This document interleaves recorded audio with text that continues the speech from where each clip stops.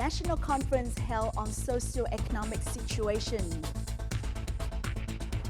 And later on, new development in the EU-Vietnam Free Trade Agreement. Hello there, you're tuning into another edition of BizLine here on VTV International. I'm your host Hoàng Hằng, and as usual, we will begin with some economic highlights over the past week.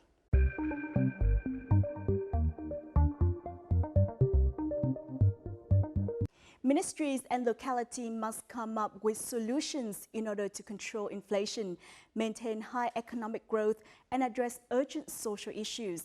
It was requested by Prime Minister Nguyễn Xuân Phúc at a national teleconference between the government and localities on Monday. At the event, the Prime Minister asked for specific measures to curb inflation below 4%, stabilize the macroeconomy, and boost sustainable development.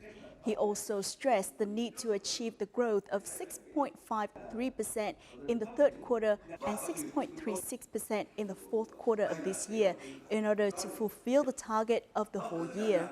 The Prime Minister also demanded authorities to continue administrative procedures reform and reduce business conditions in order to maintain a high growth rate and further improve the economy for the next 2 years. The small scale and lack of knowledge and experience in marketing are some of the problems hindering Vietnamese enterprises from cooperating with the FDI sector. This was heard at the Vietnam Business Forum on linking domestic and foreign firms held on Wednesday in Hanoi. At this event, representatives of business associations from Japan, South Korea, Europe, and the US highly appreciated Vietnam's economic results in the first half of this year. They proposed that Vietnam continue administrative reforms, simplifying tax and inspection procedures. For its part, the Vietnam Chamber of Commerce and Industry, or VCCI, requested the government to create more favorable conditions for trade and boost legal and economic institutional reforms. The National Assembly has issued a resolution on improving and enhancing the implementation of policies in using state capital and assets in state-owned enterprises, or SOEs, as well as the equitization of those firms. Accordingly, the government and the State Audit Office are assigned to perform key tasks. Within the period from now to 2020, the Vietnamese government has to deal with law-breaking enterprises involved in capital loss and ineffective investment projects. For the State Audit Office, their task is to audit the Fund for Enterprise Rehabilitation and Development and the use of land revenue from equitized SOEs for the period from 2011 to 2017. The State Bank of Vietnam, or SBV, officially intervened in the central exchange rate on Wednesday to stabilize the market and to keep the macroeconomy steady. SBV lowered the central rate to 22,630 Vietnam dong to a US dollars. On Tuesday's trading session, the State Bank also lowered the exchange rate of the US dollars by 244 dong, roughly 1%, cooling down the rates at a number of banks. The SBV said it will monitor Fed's decisions on interest rates as well as trade relations between the US and China. In the past, the SBV has done this and has helped stabilize the market. The Prime Minister has assigned ministries, agencies and localities to reduce by 50% the number of goods subject to management and specialized inspection before custom clearance. Before July the 30th, the ministries must issue documents regulating specialized management and inspection, facilitating the import and export activities of enterprises. Pre-clearance checks will be limited to high-risk goods. Foreign direct investment, or FDI, into Vietnam in the first half of this year reached nearly $11.8 billion, with about 1,400 newly registered projects. This is according to the General Statistics Office of Vietnam. Among these sectors, real estate attracted the largest amount of FDI with $4.9 billion, equivalent to 42% of total FDI into Vietnam. This was said to be mainly thanks to the Smart City project in Dong Anh District, Hanoi. Manufacturing and processing attracted the second largest amount of FDI, following the real estate sector. According to the latest survey from Nikkei revealed on Monday, the Manufacturing Purchasing Managers Index, or PMI, of Vietnam scored 55.7 in June, rising from 53.9 in May. Business conditions have now strengthened in each of the past 31 months, while manufacturing output increased at a substantial pace as the rate of growth accelerated for the third month running. According to the survey, higher workloads led firms to take on extra staff in June. This helped firms reduce their backlogs of work fractionally despite strong new order growth. Nationwide electricity consumption in Vietnam reached an all-time high on Tuesday, reaching nearly 724 million kilowatt-hour, a 13% rise compared to the highest point of last year. In Hanoi, records have continually been broken in recent days due to a major heat wave hitting the city, increasing demand for electricity consumption. Residents are advised to use power sparingly during the peak hour of 11 to 14 hour to avoid overloading of the electricity grid.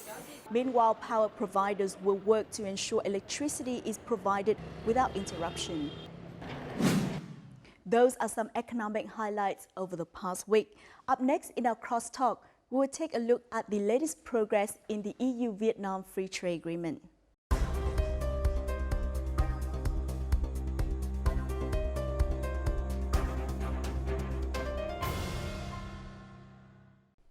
Last week, Vietnam and the European Union reached a very important step for the EU-Vietnam Free Trade Agreement, or EVFTA, the conclusion of the legal review phase. This means that the agreement can now be proposed to appropriate authorities of both sides for signature and assent procedures. As a new generation FTA, the EVFTA has long been expected to enhance bilateral trade in terms of volumes and values. In this week's Crosstalk, we will take time to look into the latest developments of EVFTA and its influences on both sides. But first, let's start with the following clip.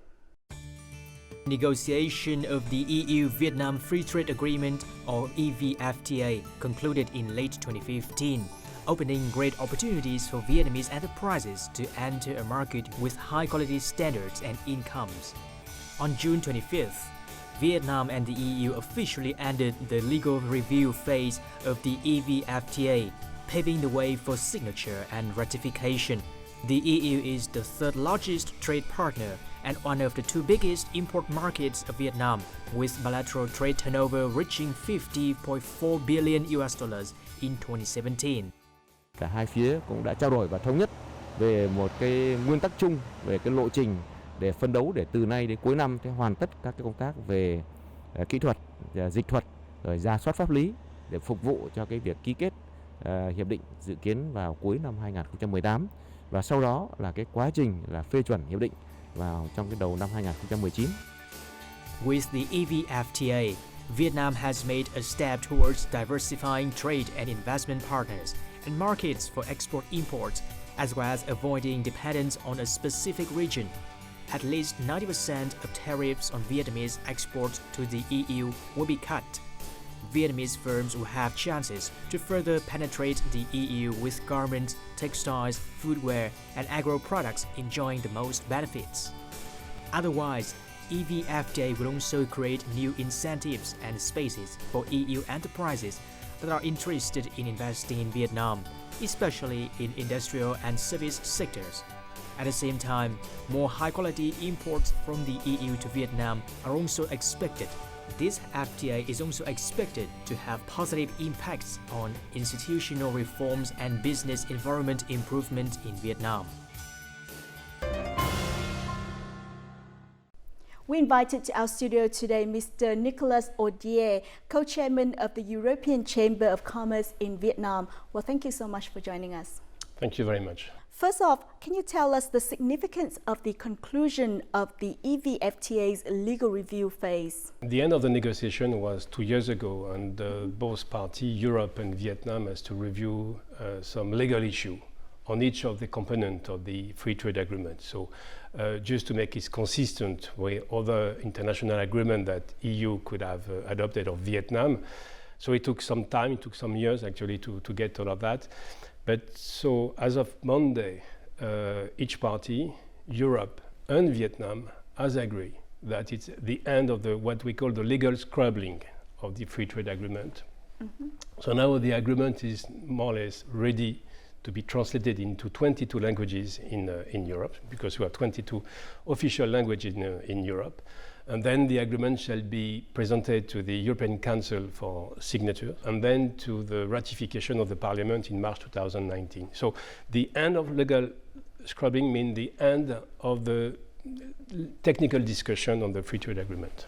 I know that you have just returned from your mission to Brussels, in which you provided information about relevant legislative and administrative developments in Vietnam to decision makers and stakeholders in Brussels. What can you tell me about their reactions? We have also a hearing at the Parliament in Europe, in Brussels. We had to present Vietnam, and of course I've been working in Vietnam, living and working in Vietnam since 1993. I mean, we Eurocham, or we entrepreneur or big multinational from Europe doing business in Vietnam, we have provided a very good positive signal. The message we have delivered to Europe: please come and invest in Vietnam. So we have excellent positive feedback from the people who have seen in Europe. However, we have some technical issue which we need to discuss, which we need to take some time between now and March 2019, when the EVFTA shall be sent to the Parliament for ratification. Now we have in Europe, we have 751 members of the Parliament. So we have to see basically them one by one to make sure they understand the good consequence of the free trade agreement between Europe and Vietnam. The next hearing at the Parliament shall be in October 2018, and the hearing will be organized to prepare the ratification of March 2019. Now, how will the EVFTA influence the process of business environment improvement in Vietnam? Over the years, we see that we have been trying to improve our business environment for these new generations of free trade agreements. But how will the EVFTA affect it in particular? The free trade agreement between Vietnam and Europe is not just selling or providing services or selling goods. It's all connected to that. Mm-hmm. When a EU company is investing in Vietnam, they provide, for example, all their corporate social responsibility, CSR. They provide their welfare we have in Europe, better protection for the worker. So that is always connected to the investment from an EU companies in Vietnam. And also another issue that I would like to highlight is the openness of the economy. Mm. As you have seen now, some countries are more willing to protect their market than opening their market. Vietnam is an exception. Vietnam is now has signed many free trade agreements, has signed or will be part of the TPP 11, many free trade agreements in the region. So Vietnam is a fully open economy, and it's a good sign given for the international community. Each year, these enterprises export nearly 700,000 shirts and suit jackets to the European market, equal to 40% of its export turnover. Once the EU-Vietnam Free Trade Agreement, or EVFTA, is signed, taxes on imports to the EU will immediately be reduced by 12%. Nhập khẩu cái sản phẩm sơ mi thì trước khi có hiệp định thì họ phải trả là khoảng 10 đô, cộng với thuế là 12% là 11 đô 2. Nhưng nếu mà hiệp định có hiệu lực thì họ chỉ trả 10 đô thôi. Currently, Vietnamese exports to the EU are subject to an average tax rate of 4.37%. In particular, many key items such as seafood, footwear, garments, and textiles are subject to high tariffs of 10 to 12%. If the agreement is signed, the EU will reduce more than 85% of tariffs on Vietnamese imports. Within 7 years, it will cut 99% of tariff lines. One notable feature of the EVFTA is the rule of origin. In addition to certificates of origin, the EU also allows exporters to prove their product's origin by themselves. Moreover, regulations on origins are less strict. For example, in the apparel industry, the EVFTA only requires the origin of the fabrics, while other agreements require the fiber's origin. Là lộ trình dài nhất là 7 năm, do đó là cái khoảng thời gian sau khi EVFTA có hiệu lực mà chúng ta được xóa bỏ thuế quan bởi EU là cũng rất là ngắn. In order to take full advantage of the agreement, experts have said that enterprises should improve their localization rates quickly. At the same time, enterprises must improve product quality, especially in terms of food hygiene and safety. Now, moving on, in the current context of global trade, what effects will the EVFTA have on trade relations between Vietnam and the EU? As I said to you, the FTA is more than trade and services. In Europe, we have 450 million inhabitants, so it's a very big market, one of rich market, dynamic market. And Vietnam is 90 million inhabitants, but connected or part of the ASEAN. So the first direct connection is basically when we see Vietnam, we will think about ASEAN. So we think that many investors, when they will investing in ASEAN, they will see first Vietnam as the hub destination to invest in the country. Two, I think providing an FTA with Europe and Vietnam that will provide all the guarantee we have in Europe, the standard we have in Europe, the norm we have in Europe, the food safety we have in Europe, the protection we have in Europe. So I think that will provide all of that, which is not that you cannot see. It's more than trade and services. What is your assessment of chances for Vietnam businesses considering the EVFTA? We've talked about how it will impact trade of the two countries, but what about the business community in Vietnam? You know, between Europe and Vietnam, there is a trade deficit. Europe is exporting to Vietnam 10 billion of product, but Vietnam export to Europe 35 billion of products. So basically, it's a trade unbalance. But nonetheless, with the EU FTA, there is definitely a boom of Vietnamese export from Vietnam to the EU. So what we do at Eurocham, we had many meetings with local people's committee, and myself, I'm going to Da Nang, to Binh Duong, to Hai Phong, to many people's committees in Vietnam to push for the free trade agreement, because the Vietnamese domestic company will be able to export and more export to Europe. And this is what we need. So we are going to explain to the farming industry, to the aqua and agro business that there is a fantastic market in Vietnam. So please export. But then you have to fulfill all the standard and norm and basically the phytosanitary regulation we have in Europe. The economy in Europe and the economy of Vietnam are not really exactly the same. So we are complementary. So what we expect is more trade and good from Vietnam to Europe. On one hand, the EVFTA brings Vietnam many opportunities to export its major goods with high quality and values. On the other hand, the FTA also creates a legal framework for increasing flows of high-quality FDI from the EU to Vietnam, making investment projects effective and facilitating sustainable development. This is also Vietnam's objectives. A lot more high-tech equipment, and of course in the healthcare sector in particular, ICT, as well as pharmaceuticals will be coming into Vietnam at a lower cost, at a higher quality. Today, Europe represents the fifth biggest FDI partner to Vietnam, and clearly this will improve or increase further. I think will be actually quite higher in terms of the ranking moving forward, given the fact that there's going to be a lot more manufacturing investment from Europe into Vietnam as well, and that creates jobs. And then it's all about training, upskilling, vocational training, working with education facilities and institutions together with industry and government in a sort of public-private partnership forum. That's going to be definitely increased because the European Union companies, especially those that we've been working with here in Vietnam, clearly highlight a need in Vietnam for more vocational training.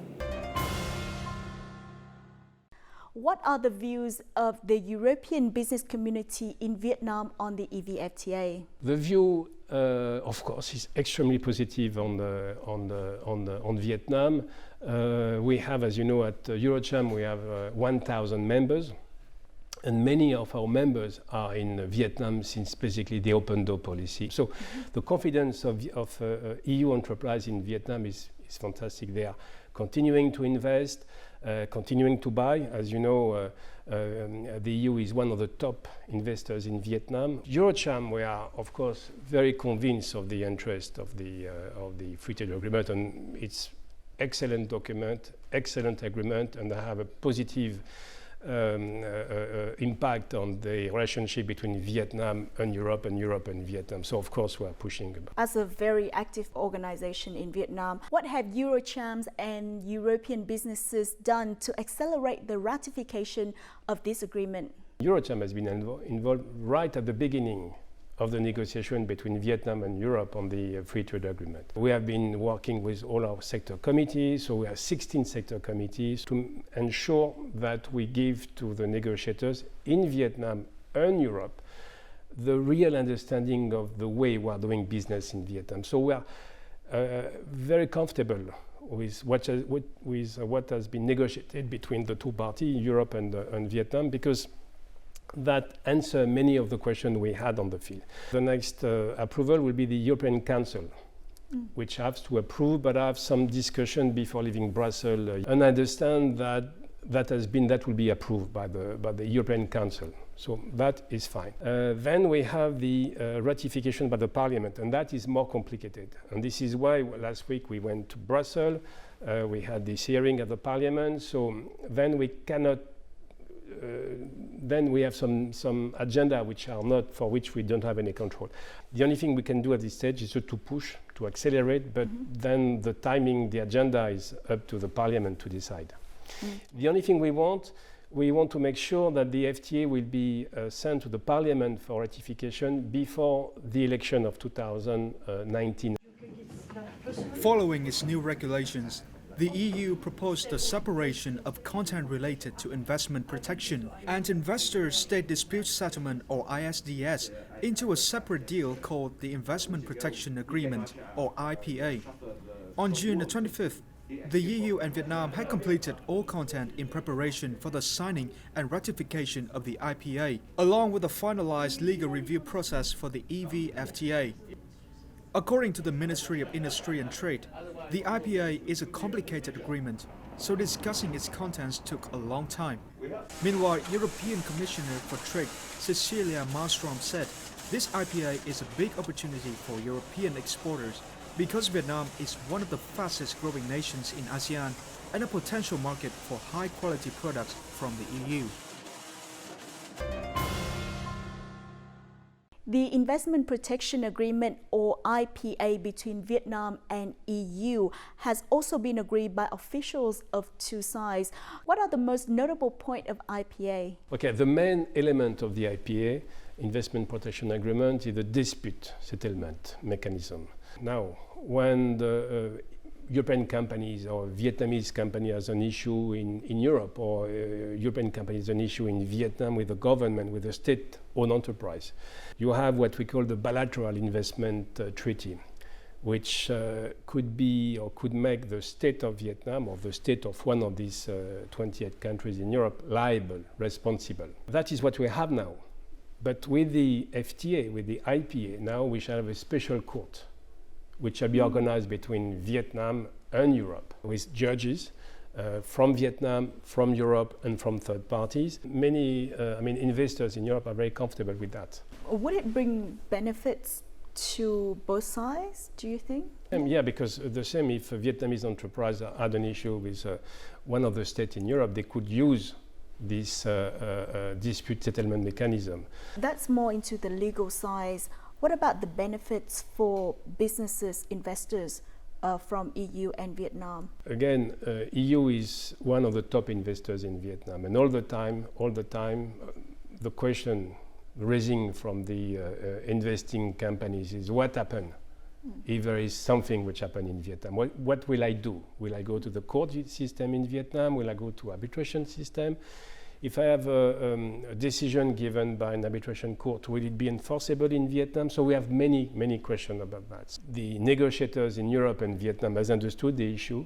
It's a key issue when you are investing in Vietnam on complicated project or private public partnership project or BOT project. Would you say that it will enhance investors' confidence? Yeah, sure. Companies from Europe, they want to be comfortable with the legal system, comfortable with the court system, and this is what the IPA will give to them.